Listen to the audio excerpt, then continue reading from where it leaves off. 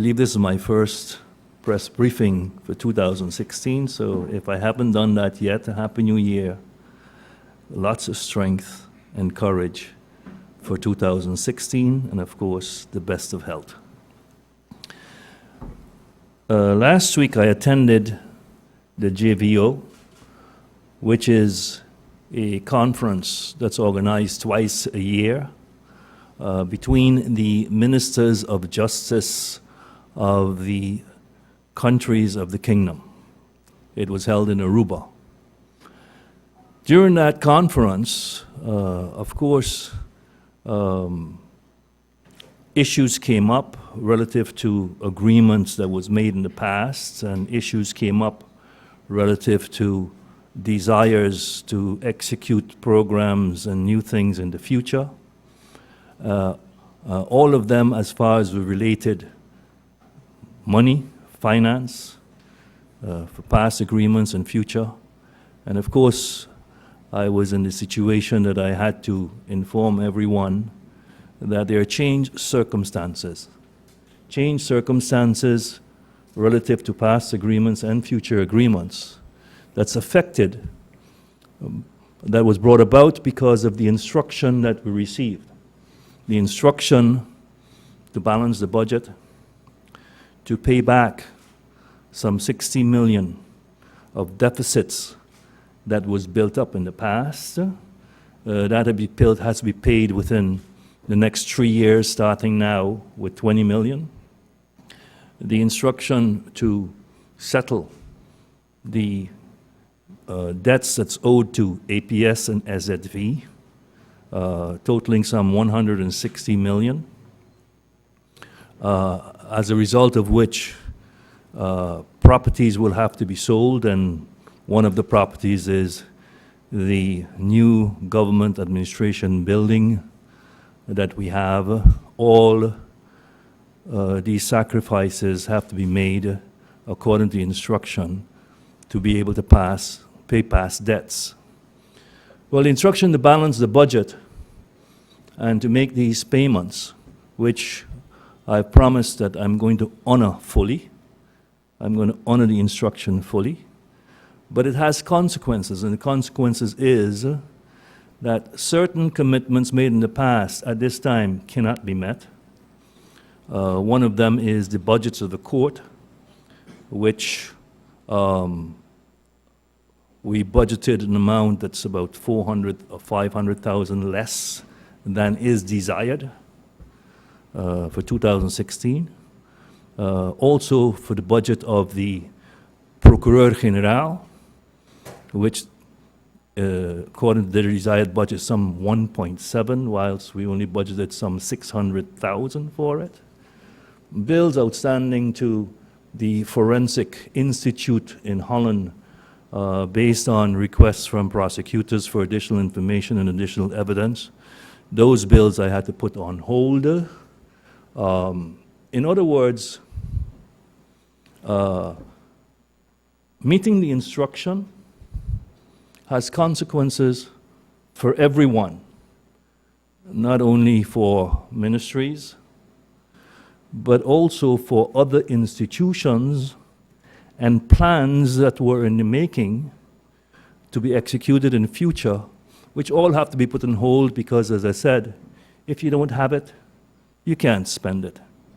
And at this time, we don't have it, and we have been instructed to pay specific things to be able to comply with the instruction and balance the budget. So the Minister of Justice of Holland, Ms. van der Steur, requests to me to cooperate and to have these things adjusted. Unfortunately, I was unable to cooperate in that respect because I don't have it. And once the budget is balanced, the building is sold, the debts are regulated as we have been instructed, then we will have to take a new look at everything and make the adjustments where necessary and where we can afford. Speaking on that, of course, one of the issues that have been pending is the issues of strengthening the justice chain on St. Martin. There had been talk on the basis of a protocol that has been signed by my predecessor, which would entail a large number of police officers which supposed to be embedded in the RST on St. Martin, and judges, additional judges who will be appointed, additional prosecutors who will be appointed, all with the aim to start investigating crime on St. Martin, including integrity breaches. All of this will have as a consequence that certain pressures will be brought to bear on our police corps. It's fine to decide to take this step, and it probably is something that should be welcomed, but it should be planned and planned properly to avoid, one, doing something that would create such pressure on the local police force that it cannot cope. It will mean more cases. More cases would mean more investigations, more costs, as far as, for instance, forensic investigations are concerned. Those bills come to us. You will need more police cells, more prison cells, to be able to cope with incarceration of people who are found to have been involved in crime activity. Part of the plan is to intensify the cooperation between RST and the local police force. Basis for that is, originally was that 50% of the RST presence here would be with RST's personnel from Holland, and the other 50% with police officers from St. Martin, so that it's balanced. But because of the fact that our police corps is undermanned, don't have the capacity, we cannot provide 50% of the RST officers according to the plan that was required, because that plan would have meant that the officers would participate in everything the RST do, gather the experience, gather the skills, rotate back into the police force, then a new group would go back in the RST, and that way you could improve the skills of the police officers in the Corps. So far, we've had only 2 police officers who have been embedded with the RST. According to the rule, it's supposed to be even. So actually, if you only have 2, you could make the case, well, there should only be 2 RST officers because it has to be balanced. But 2 is such a small number that an RST of 2 would not be able to do their work. So they have a whole contingent of RST officers, and we only have 2. So the goal that you're trying to accomplish by, in a couple of years, to raise the level of knowledge and skills of the members of the police force, that plan is not working, or has not worked. In the protocol that was signed, it is mentioned that that cooperation is going to be intensified. That means that there ought to be a commitment to make more police officers from the Corps available in the RST. If you do that, what you'll be doing is lessening the capacity of the police corps more. All of these issues have to be thought out very seriously and accurately to avoid efforts and money that is being spent being for naught, and that indeed we can accomplish the goals that we set forth to accomplish. If I review and look back, each country has its own police force, its own police corps. Aruba, Curacao, St. Martin. Independent of each other. And the intent and the idea was to boost and make those corps better. That is not happening, has not been happening for 5 years. We cannot continue on the same track and then expect a different result. Something else has to happen, and that's going to require quite some discussions. In the protocol, it was also mentioned that whatever plan there is going to be, that plan has to be discussed with the Minister of Justice, and he has to agree to that plan. Up to now, no plan has been presented to me. And we were supposed to have a meeting December 15th to talk more about this. That meeting was postponed. So it is my hope that no plan will be executed until it is discussed in detail with the Minister of Justice before it's executed. I've received several calls pertaining to statements made by the Chief Prosecutor of St. Martin during the IPCO meetings, where people felt offended by certain statements made at that time by the Chief Prosecutor. I briefly, at the reception, was able to exchange some views with the Chief Prosecutor, but I am going to ask for a formal meeting with him to discuss those statements in detail. Yesterday, Parliament passed the law enabling appeals in tax cases up to the highest court, namely the Supreme Court. It is a joint effort by all of the islands to make this facility available to citizens, as is the trend internationally, that one should have the opportunity in more than one instance to appeal decisions. During the discussions in Parliament, and by the way, Parliament passed the law unanimously, a comment was made by Franz Richardson, MP Franz Richardson, relative to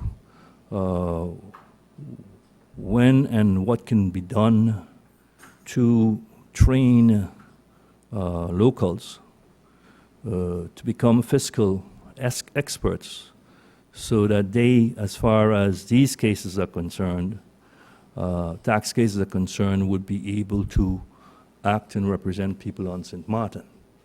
And I took the opportunity, based on that comment, to mention that I have been thinking very, very seriously about looking into the ways and means to start a law school on St. Martin. I think it's not a luxury. I think when it comes to the development of St. Martin, it's a necessity and should be treated with a priority. It would give the opportunity, one, to young people leaving schools to embark on an academic training, which has to be an accredited academic training, to get a law degree on St. Martin. It's nothing new. Aruba has one, Curacao has one, and you will note over the years that every year 2 or 3 lawyers, 4 lawyers are produced who are then absorbed in government apparatus or in the private sector. And If we were doing that for the last 5 years, we would have 25 lawyers now. If I say 5 every year. You would have 25 lawyers now, local lawyers, change the face of what you see in court in Phillipsburg, change the look of the entire landscape, and who would not be here only for a temporary time, but permanently. It would give the opportunity to civil servants. It would give them a second chance to acquire an academic training. It would give people outside of government in the private sector also that same second chance to become a lawyer, to become a jurist. And that would filter out through the community, and it would raise the overall level of St. Martin, which is the single most difficult problem we cope with, and that is the problem of human resources capable and able to support the needs of this economy long term. So if we start now, in 5 years' time, we will have 5 lawyers. That would be twice as many local lawyers that we have now. In the 6th year, you'll have 10. In the 7th year from now, you probably would have 15. And so it would go on. And the plan and the idea that I have and would like to execute, and I've already received at least the support, express support of at least 2 parliamentarians for the idea, as was confirmed yesterday, to also start at the same time a faculty for comparative law. We live in a region that deals with French law, Spanish law, American law, Dutch law, and there is a need for people in the region to understand this legal system of each other. And that too should be an accredited degree that would enable people from the region to come to St. Martin for X number of years to follow such a comparative law study. And it will contribute to expansion of the economy, because they would need a place to rent, a car to drive, food to eat. So in all aspects, this idea is one I think we should all stand behind, promote in every way possible, even if you don't have money, I gotta say, because it is so important that it happen. We have 5 lost years. That human resources capacity, when we left the Netherlands Antilles, they kept all of the human resources, and we started from a 0 point, and very little has been done to make an impact on that. If we start now, 5 years from now, you will see the results. And it is not a fantasy. Many years ago, probably about 20 years ago, as a citizen, I started a program for just that. That program resulted in the vice president of the Council of Advice becoming a jurist. That program resulted in the ombudsman, or ombuds-lady in our case, becoming a jurist today. That program resulted in the deputy governor of St. Martin becoming a lawyer. And it also resulted in Gaston Bell, the former minister plenipotentiary, becoming a lawyer, whilst working, whilst living here. So it's possible. We have real proof of that reality, And we could do the same thing going forward. It will also result long term, that finally you will start seeing our own lawyers, but also our own judges, our own prosecutors down the road. So important is this idea, is this program, that it should be supported by everyone. When the installation of the Constitutional Court took place, I was honored to have the opportunity to give the keynote speech. And that keynote speech was about this topic. And everybody agreed. And everybody I speak to, politician, non-politician, judges, prosecutors, politicians from Holland, everybody agrees for the last 20 years, yes, this is important, it should happen. But it remained by only talk. It's time to move on from talk to doing. And I will do my best to get that done.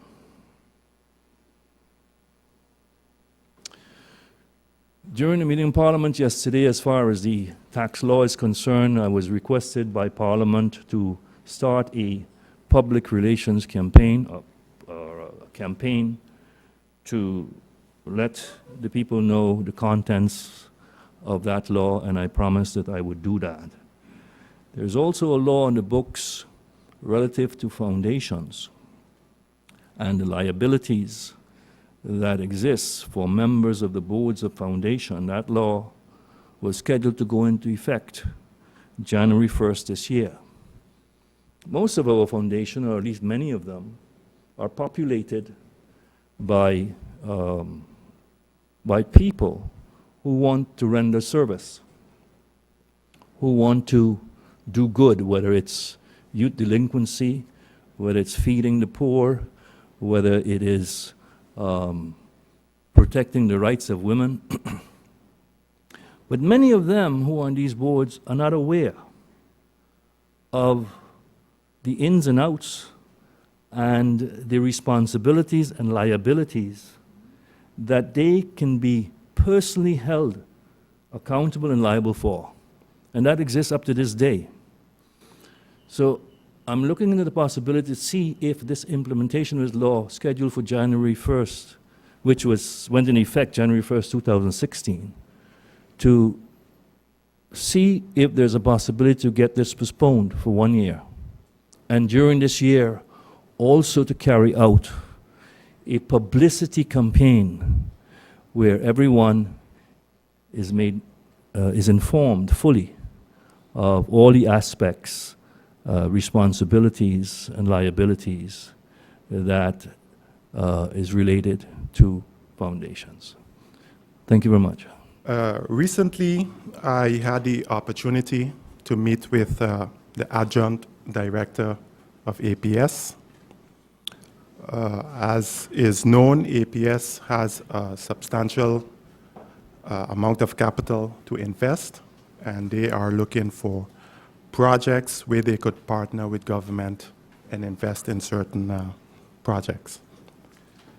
The purpose of the meeting with APS was to discuss the forced property, which, as is known, government purchased for a substantial amount of money and then leased to APS for the symbolic amount of 1 guilder. In my meeting with the adjunct director of APS, I was informed that there exists no development agreement between government and APS. There is a lease agreement with certain terms and conditions, but there is no development agreement. We discussed ways on moving forward quickly. One of the priorities for me would be to develop affordable housing for young professionals, and that was the intention with the purchase of the forced property. It was agreed upon to create a work group consisting of members of the Ministry of ROMI and APS that will be tasked with conducting the necessary researches in order to realize the vision of providing affordable housing. An action plan should then be put in place to have in the shortest possible time frame a subdivision for the property, indicating the projected roads, building layouts, etc., etc. The end result of that action plan is a very concrete development proposal for the property. This will then be used to create a development agreement between APS and the government. And this group, what we agreed, will be established as soon as possible. And by the 5th of February, they should sit together and come up with some concrete proposals that we could have this established as soon as possible. Again, I have indicated before that, again, a top priority would be to provide affordable housing. APS is not in the business of developing housing and so forth. However, they do have the capital to invest, and it is understandable that whatever they invest, they would like a return on their investment. It is government responsibility to provide housing. Therefore, we will work diligently, the ministry and APS, to realize this project within the shortest period of time. On another note, the information meeting for the tender of the solid waste collection will take place today at 2 p.m.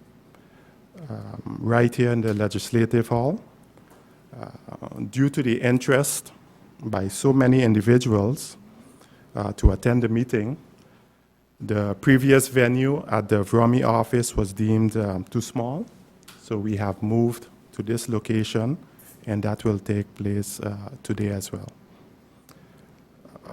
On a final note, the tender of the management of the landfill on Pond Island, that tender took place on November 30th at the office of ROMI. The tender process was done after the approval of the tendering advice. A couple companies submitted their bids, and company Roberto and Sons NBV scored the best, and as a result, they was awarded the contract for the duration of 2 years. And that contract will take effect, took effect of January 1st, 2016. And in the meantime, government is working on a waste-to-energy project. And if within the 2 years that project is realized, then government also have the opportunity to negotiate a settlement with Roberto and Sons NV.